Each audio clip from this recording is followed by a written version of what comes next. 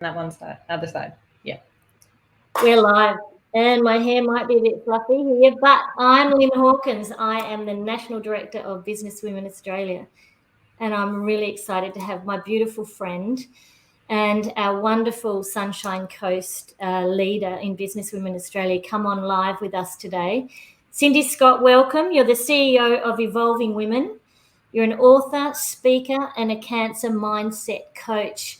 I'm so excited to catch up with you. It's been a long time since I've been in the Sunshine Coast, and I miss you and everyone over there so much.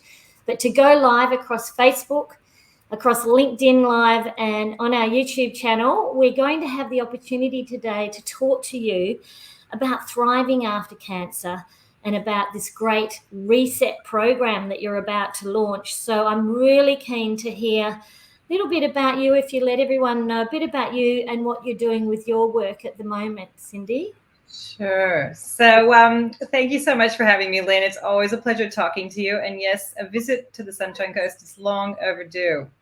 So can't wait to have you back over here and enjoying some of our beautiful sunshine. So yes, thanks for this opportunity.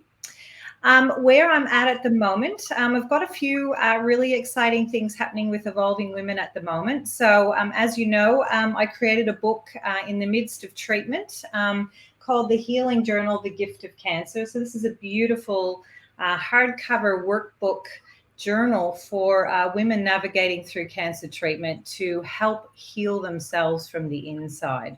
So that's one of the few things that we do. I've also got a Cancer Companion e-course that is also works with the book, works alongside the book to help women journey through their cancer, the upheaval of cancer and all the treatment that they go through.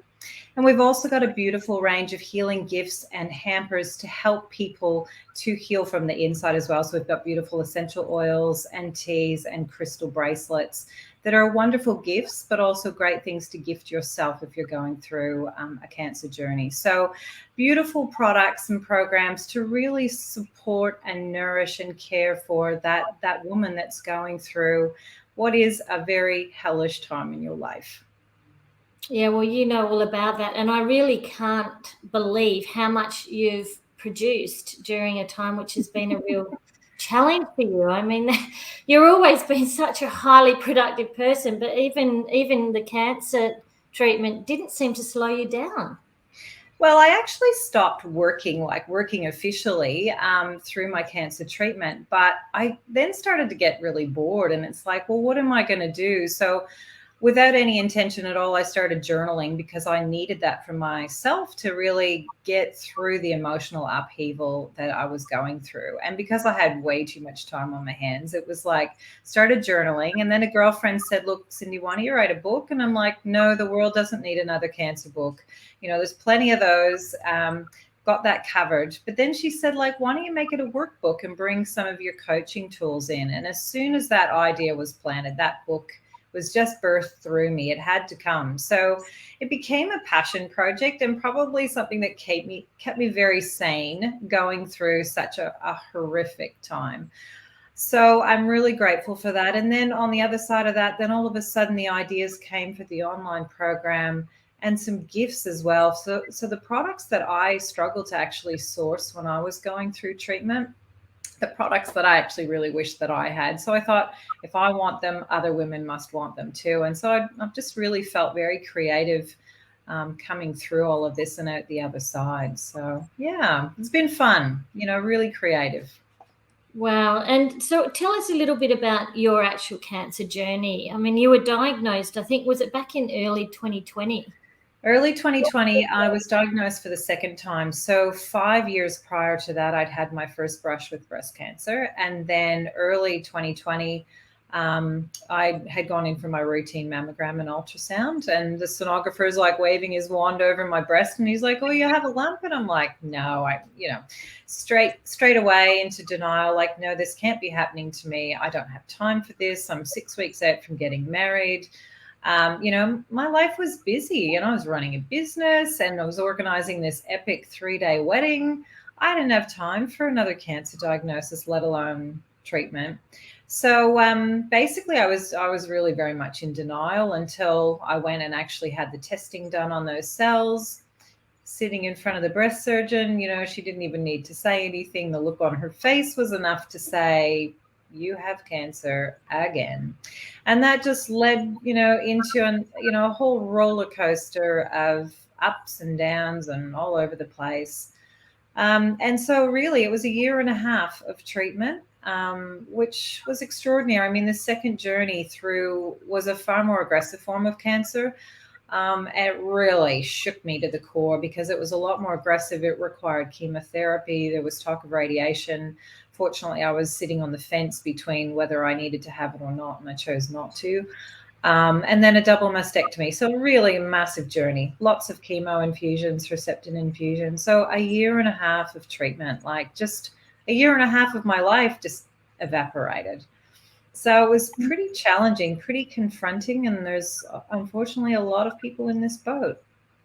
And all at the onset of the pandemic here in Australia too. So that all happened simultaneously. So, like, in a way, I know a lot of people were really fearful about, well, what does this COVID, pandemic mean? But for me, what it meant was the world was actually shutting down. So I wasn't missing holidays or dinners out or parties because everybody was really isolating. And so, in a way, I kind of felt like the universe was supporting my treatment journey. Like, I didn't feel the need to be anywhere. No one was even able to come visit me.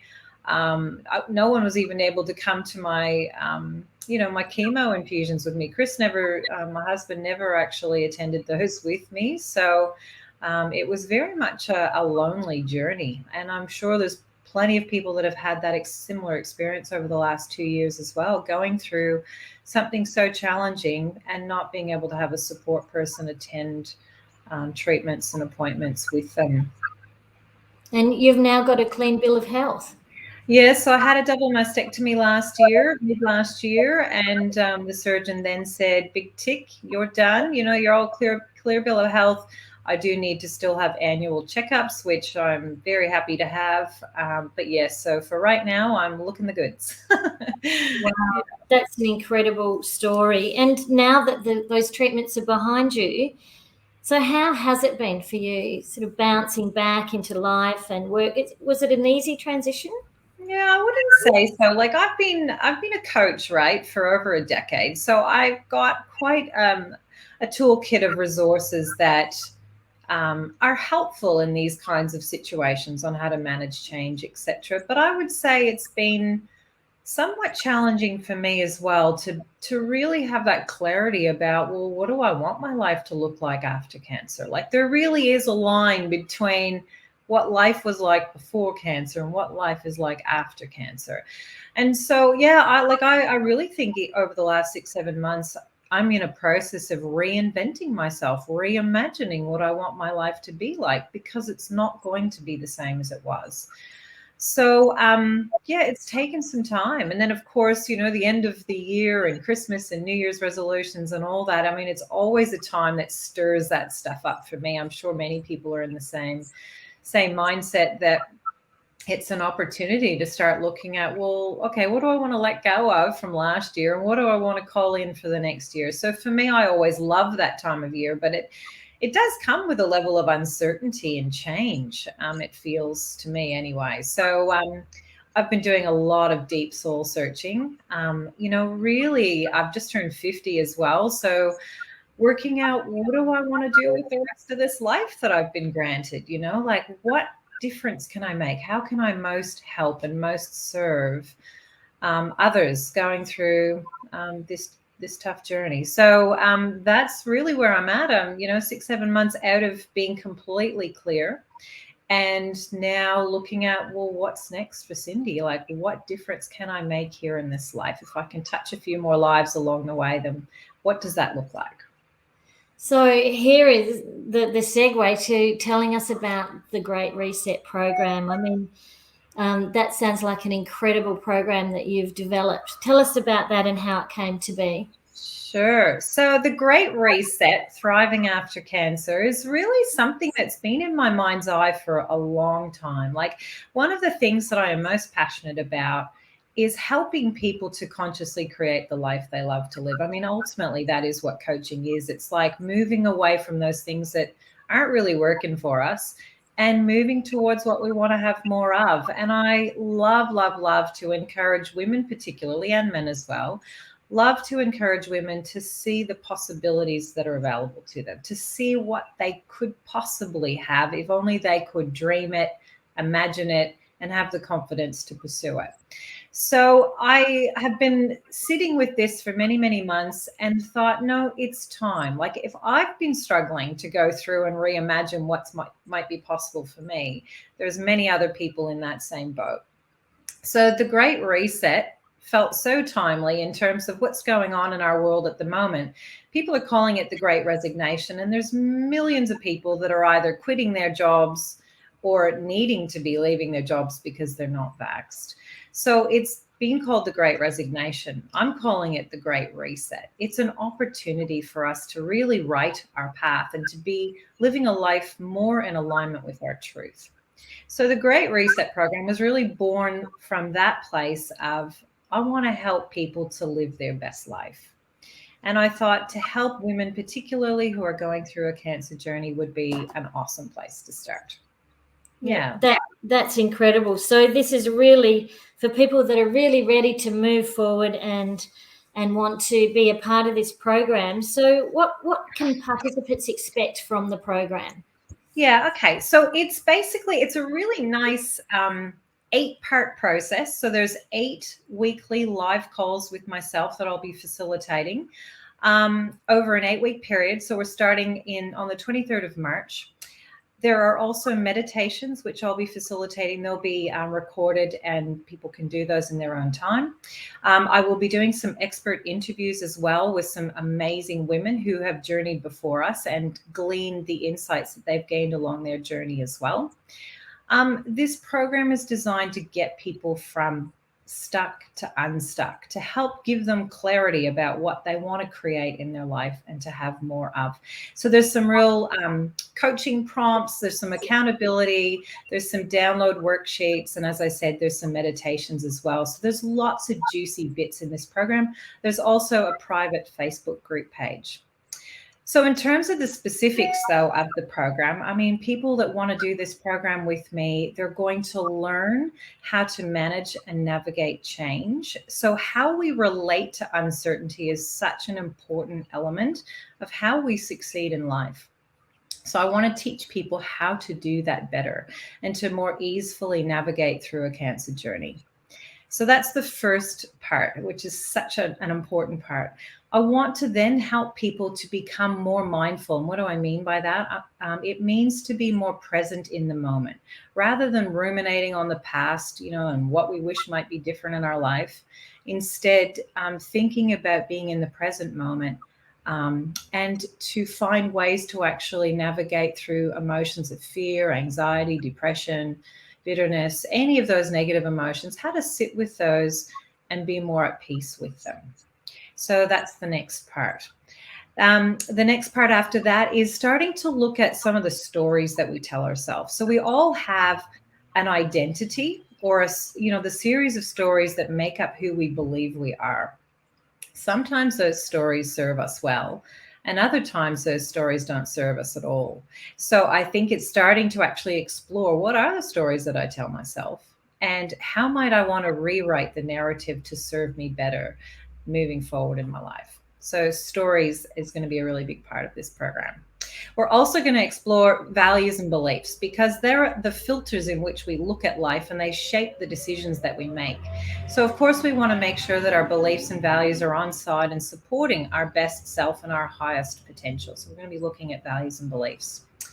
We're also going to be exploring relationships. So the very first and foremost relationship we're going to be looking at is how we relate to ourselves. We need to be self-loving. We need to be compassionate towards self in order for us to then build healthy, productive relationships with those around us. So we're going to be exploring both of those, relating to self and also relating to others. A really cool part of this program is going to be connecting to our body's wisdom. What do I mean by that? We all have messages that our body is conveying to us all the time. It might be, oh, I've got a headache today, or I've got a niggly bit in my back, or my jaw's really tight, or, there could be just different niggly bits that you're feeling in your body. And what my experience has been personally, but also what I've been hearing back from many of the women I've been speaking to is, oh, she'll be right. Just ignore that. Keep going. Push through. Get on with it. I've got too many things to do, too much responsibility. And we often override those messages that our body's conveying to us. So I want to encourage people, and I've got some techniques on how to actually tune into your body's wisdom and listen to it more fully. Another key part of this program is managing our stress better. A little bit of stress in our life is actually healthy, and it is what keeps us motivated moving forward, but it can actually be at levels that are very unhealthy. So we want to get acquainted with, well, what is stress? What does that look like for us in our life? And how can I manage that better? So we're going to be looking at that. And finally, and probably the most exciting part of this program is getting more connected to, well, what brings you joy? What is it that you are passionate about? And how can you cultivate a life that has more of that? I think, we all have that little quiet voice in our head that says, oh, I really love flower arranging or gardening or writing or, traveling or hiking or whatever it is for someone. What is it that it is for you? To actually take some time out and get really clear on, well, what is that for you? So we're going to get clear on that and then figure out, how can I be of service with that passion? So often our passions are our unique gifts that we're here to bring to the world. So how can we actually bring forth those unique gifts and offer to them into the world? And that could be through paid work, or it could be through volunteer work. It could just be by leading by example in your life. It might be that you've got children or grandchildren that you want to be a leading light for. So that's really, in a nutshell, the 8 parts that I'd be taking people through in this Great Reset program.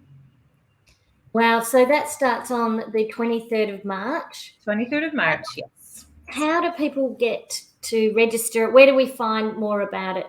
Yes, so they can go to evolvingwomen.co/reset.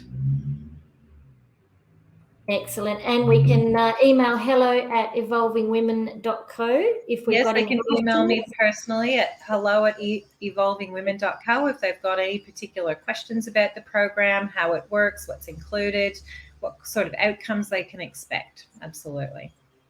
Fantastic. Well, I just think that's an amazing gift, and it's really bringing your life work as an experienced coach, as someone who's actually walked that journey and who really knows what it's like, to be able to help women to be really more mindful about their cancer journey and to be able to consciously create a life where they could love to live it and live their best lives. Look, this is an incredible gift. So anyone who can recommend this program for someone in their life that they love, who might be at the early stages of their cancer journey or at any stage of their cancer journey, who wants to be a part of this program, let them know that Cindy Scott has it. It will be starting on the 23rd of March. It sounds like an amazing 8-week program. So all the best with that, Cindy. Keep in contact. We love to hear how you and your community are going with Evolving Women. It's just I'm so grateful, and it's such an honour to have you on the BWA live stream studio today. Thank you so much, Lynn. Always love talking to you and love to be here today. So thank you so much. It's absolutely my pleasure. In our show notes, whether you're on our live stream on YouTube or on Facebook or on LinkedIn, you will find in the show notes, you'll find a link to Cindy's website. You'll also find her LinkedIn profile on there. So reach out and connect to Cindy on LinkedIn as well. And of course, if you've got any questions, email Cindy direct, hello@evolvingwomen.co. Thanks, everyone, and we'll see you for our next live stream.